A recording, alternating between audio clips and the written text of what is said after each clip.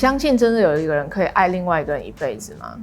你现在不好意思，可以，我觉得可以，你一定可以。不好，你在线上认识了一个人，然后他对你做种种承诺，他满足了你很多你从来没有被满足的部分，感觉是他身边的人都不给他的，结果这个线上的人给了他，这个线上的人给了他承诺，给了他描绘幸福的远景，这是真的爱吧？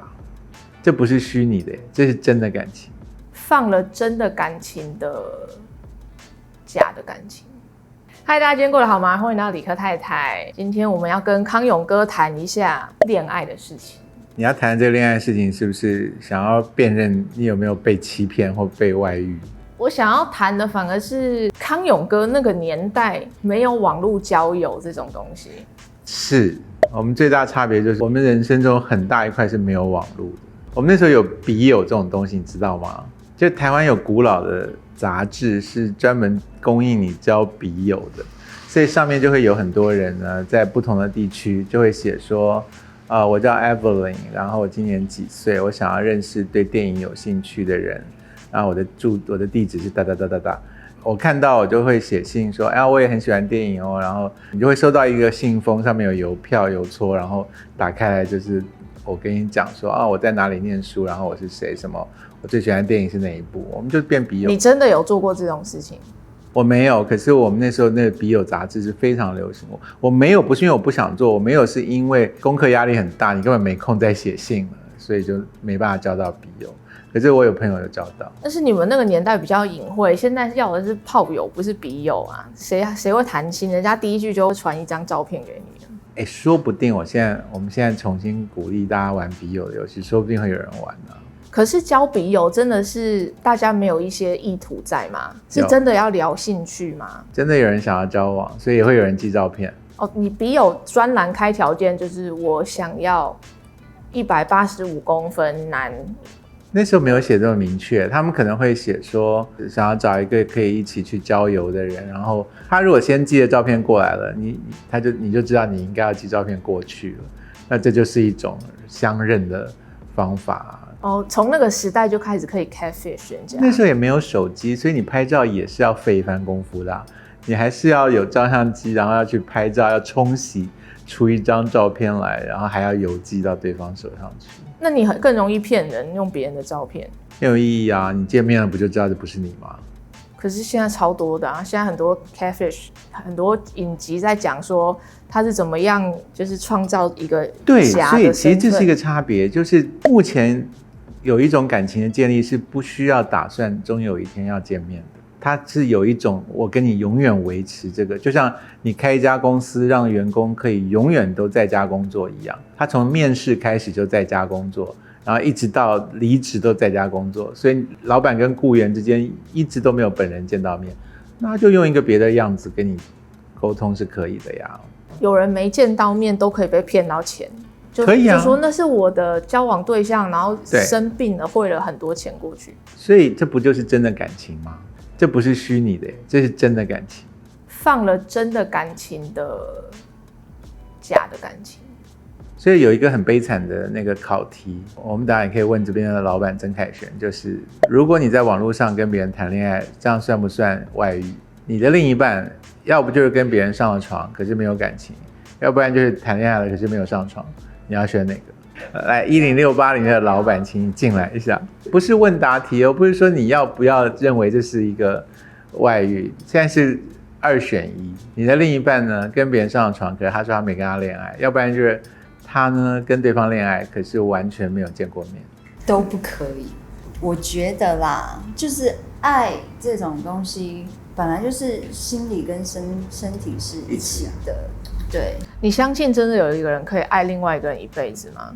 你现在不好意思，可以，我觉得可以，你一定可以。不好意思，你一定可以。我问你一个题外话你知道他离婚的时候，你当下的第一个感受是你会担心自己的婚姻吗？会想到自己的问题，还是说会只担心对方？我当下是担心他，我倒还好，没有担心自己。每个人的婚姻状态不一样。请问做太太的人多久检查一次？想说我现在这个婚姻还在掌控中吗？有没有什么失控的地方啊？什么会这样吗？我时常反省，其实因妈呀为我觉得维持婚姻是一件不容易的事情，是真的得管理的。是要经营的，跟做事业一样，而且不是只有一个人在做这件事，是要2个人在做这件事，这个婚姻才会有可能就是走得长远。我以前不爱沟通，因为我不爱讲话，但是毕竟现在也结婚快10年了，真的。对，所以我在这个中间，其实也慢慢的正在学习当太太跟妈妈。当太太，你就必须要学习怎么样跟你的另外一半好好的沟通。我觉得这个是很重要维持婚姻的事情。所以你比较觉得2个人如果约好了我们的婚姻是开放式的婚姻，比较应该是这2个人可以各自找人上床，可是依然维持互相爱对方，还是他们比较应该是可以在网络上找别人谈恋爱，可是身体不要出轨？不知道身体吧，因为我觉得灵魂有点严重，对我来说相对的重要。严重，对，慢走，谢谢你。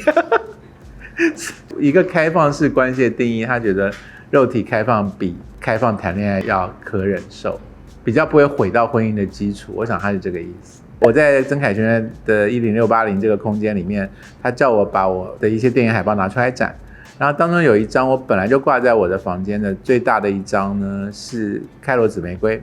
开罗紫玫瑰呢，现在已经很难被谈了，因为他的导演伍迪·艾伦先生呢，就是被扯进了 Me Too 这个女生抗议男生性骚扰或者是占女生便宜的那个行动之后，伍迪·艾伦在美国是黑掉了。开罗紫玫瑰在伍迪·艾伦还依然被当成是大才子的时候，真的是一部有趣的电影。在这个空间里面展的这张海报，你也会发现法国人真的很任性。就是第一个，这张海报很古怪的是没有把伍迪·艾伦的名字跟明星的名字打得很大，主演米娅·法罗，导演伍迪·艾伦都小小的，而且更诡异的事情是他们的名字都藏在跟其他的制作人员一起同一行，就根本没有观众会冲着这些人去看电影的，然后他就把它弄在海报上。然后呢，会发现很多欧洲的电影海报都不用照片而用画的。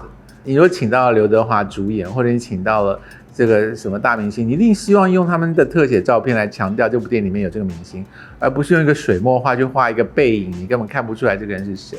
可是欧洲海报常常会有这个样子，所以这些海报虽然讨我们的喜欢，可是站在电影宣传的立场来讲，实在不算是特别有效果的宣传品。那回过头来讲，《开罗紫玫瑰》这个电影就是讲说女主角呢，她的婚姻不好，然后她的解忧之道就是常常进电影院去看电影。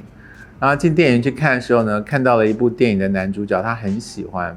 然后有一天，这个男主角就很感谢他一再的来看那个电影，那个就从荧幕里面直接走出来，就拉着他的手说：“我希望你带我认识这个世界。”那女主角当然欣喜若狂啊，就是我最爱的男主角从电影里走出来了，他就带着他看这个真实的世界，一边重新认识自己女人的部分，觉得她丈夫都没有在乎过这些事情。可是电影里的人终究要回到电影里面去，所以最后他还是要面临这个抉择，就是你到底要留在现实，还是你要一起就进电影里面去。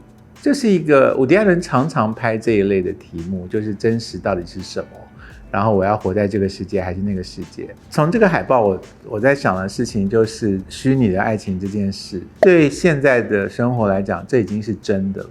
就是你讲的，你在线上认识了一个人，然后他对你做种种承诺，他满足了你很多你从来没有被满足的部分。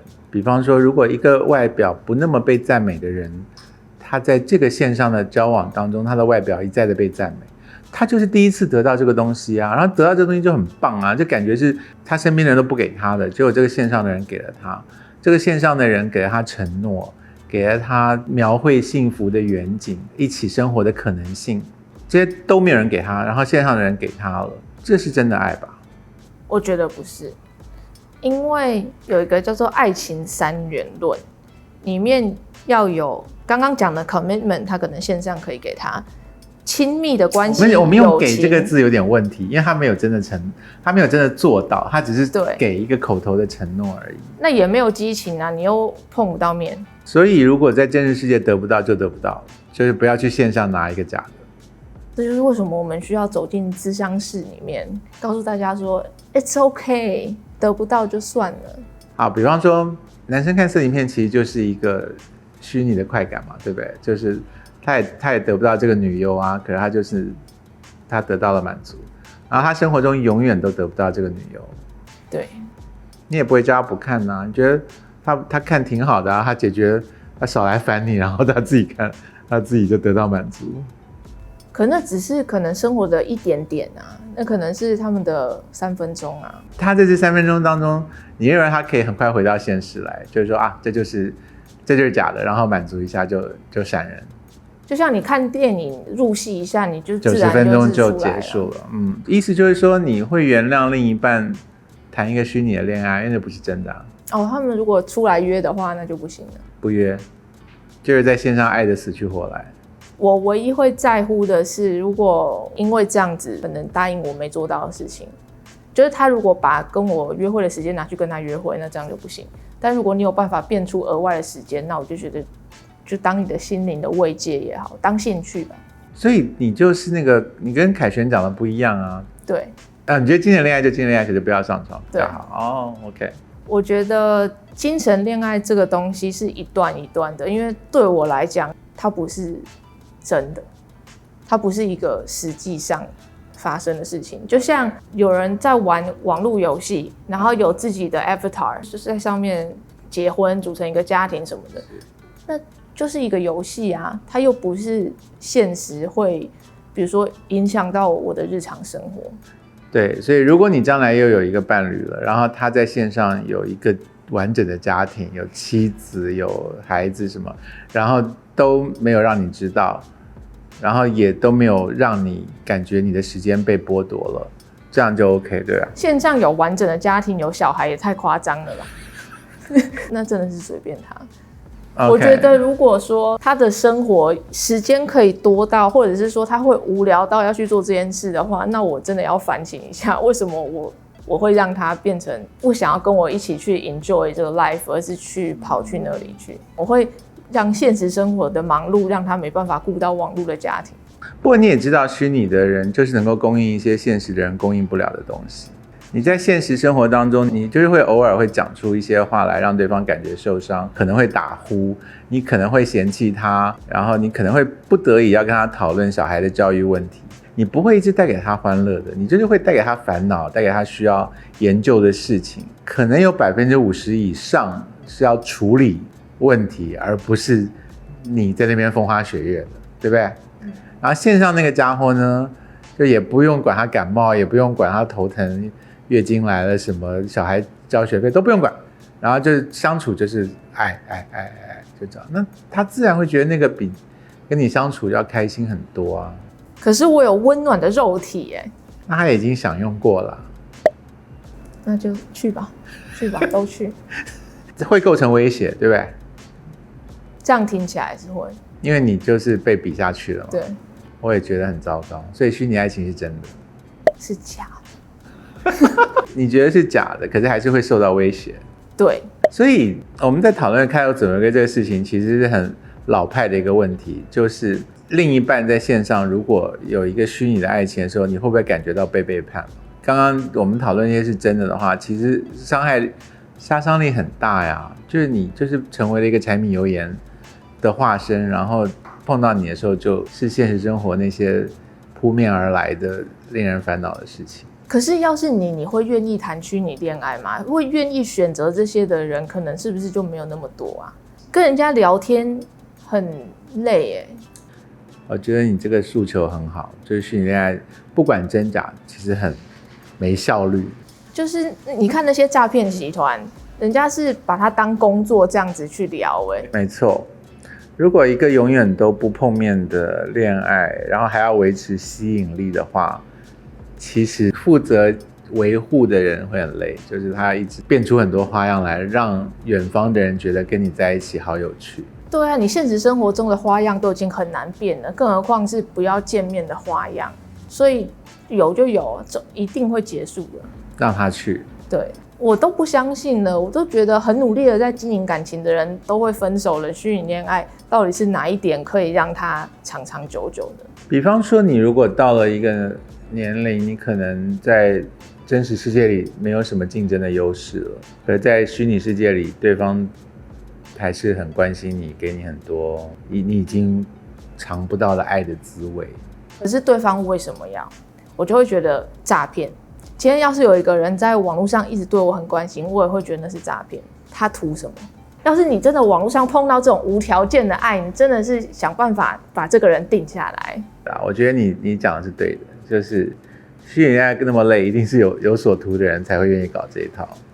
你要跟我讲，我今天要谈一个永远不能见面的恋爱，我连开始都不会开始。不过我想跟你讲一个事情，是我觉得线上的友谊是真实的友谊，所以我们两个遇到了一个难关，就是线上的爱情你认为不是真的爱情，可是我认为线上的友谊即使永不见面也是真的友谊。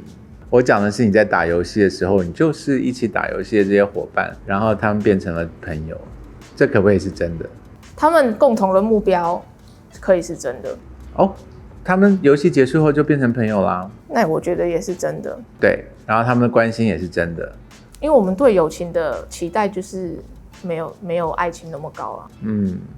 是，所以我想讲的事情是说，虚拟世界里面供应的感情，其实不一定要把它当成是假的。如果它能够支撑你度过人生的一些难关，它就是真的呀。就是说，如果有一天你的身体也不方便出门了，什么时候，你就要靠这种不出门的感情维持下去了吧？我读到了一个故事，是一个他的身体不方便出门的一个少年，他就把自己关在他的房间里面，长时间的玩游戏，然后跟他在游戏里面属于同一个公会的那些人来自四面八方。线上打游戏的时候，体会到了一个从来没有被认知的自己，是一个勇敢的、有领导力的，能够说服别人跟自己迈向同一个目标的，像队长这样子的人物。然后跟他一起打游戏的人也都认为他有这些价值观存在，他是一个关心别人的、热情的、勇敢的人。他因为身体本来就不好，所以他后来死掉的时候，他的爸爸妈妈以为葬礼不会有什么人来，因为他在真实生活中没有什么朋友。然后结果这个少年的葬礼上就来了几十位他爸妈从来没有见过的人，然后来自四面八方。他们就告诉爸爸妈妈说，他们记得的这个男孩是一个游戏中那个个性的人，然后他们来跟他道别，就这样。然后爸妈得到了很大的安慰，觉得这些友谊是真的支撑他们的小孩到最后的友谊。这个少年还在的时候，爸妈一定很担心，也很痛苦，觉得小孩一直关在屋子里一个人。然后实际上他关在屋子里，可是没有一个人。所以当他的葬礼使这些人都来的时候，就表示这如果不是一个葬礼，而是一个婚礼，这些人也可能就来了，然后他们就见面了。那也可能没有葬礼，也没有婚礼，他们就一直不见面，直到他们渐渐的友谊淡掉为止。所以在某一个阶段，这些感情就是很真啊，而且能够助当事人度过他人生中这些需求，陪伴感、认同、共同兴趣、存在感。就像其实我们一直也有类似这样子的关系，就是粉丝对我们的关系，就算他们从来没有见到你本人，突然你坐在那边看，他们也会觉得一个很熟悉的感觉。是啊，我们自己就是靠着虚拟关系被认可的人。我这样讲只是想要拓展一下大家对于虚拟关系的态度啦。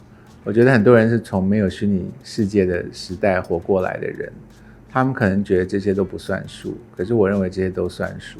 可能我觉得每一个人对于爱情也好、友情也好，他们的需求不一样，就是有人因为这样子就会刚好填满他的。那我觉得我是比较难啊。不懂，那如果你发现后面跟你在聊天谈天，你爱上的、喜欢上、得到友谊的是一个城市，它就是一个城市嘛？那你会怎么样？这是新的体验啦。我觉得跟在人生中、真实生活中爱上一个骗子差不多吧，就最后就是落空啊。他如果那段爱情曾经给过他一个满足，我想这就是爱情本来就该有的样子啊，他也不会持续下去。你谈的每一个恋爱都不会每一个都有结果嘛，对不对？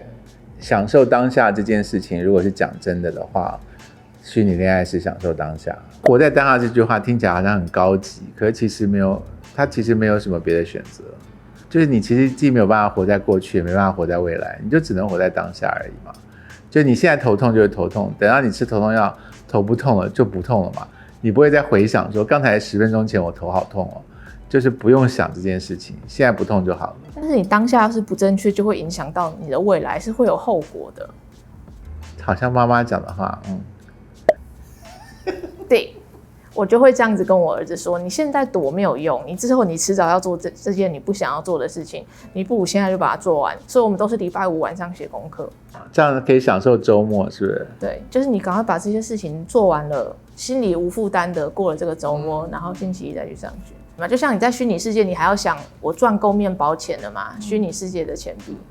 对，你的立场是人生要规划，然后要为未来着想。所以开罗紫玫瑰那个就是一个故事，你不觉得在那个电影里面活下去，跟电影中的人谈恋爱，每天重复同样的浪漫的情节有什么好的？就像电影女主角看电影来逃避这个世界，现在大多数的人不都是看影集来放松一下吗？是一样的，只是放松完之后要记得回来，就记得回来。同意。好，我今天有被你说服。谢谢康永。我觉得稍微规划一点近的未来是比完全不想未来要不会被处罚的，不然就很惨。对，就是妈妈的一席话，不想做的事情先把它做完，之后想要沉浸在虚拟世界2天，那也是因为你放假。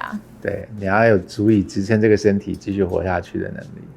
我认为这个有趣的世界会到来，然后我们活着的时候，如果看到这样的事发生的话，就大家会培养出一些新的生活态度，是我们没有料到的。可是到目前为止，我觉得你讲的态度是很能够支撑现在的生活的。那今天就这样啦。如果你喜欢我影片的话，节目按赞、留言、分享。如果还没订阅的话，节目帮我订阅一下哦。谢谢收看，我们下次见。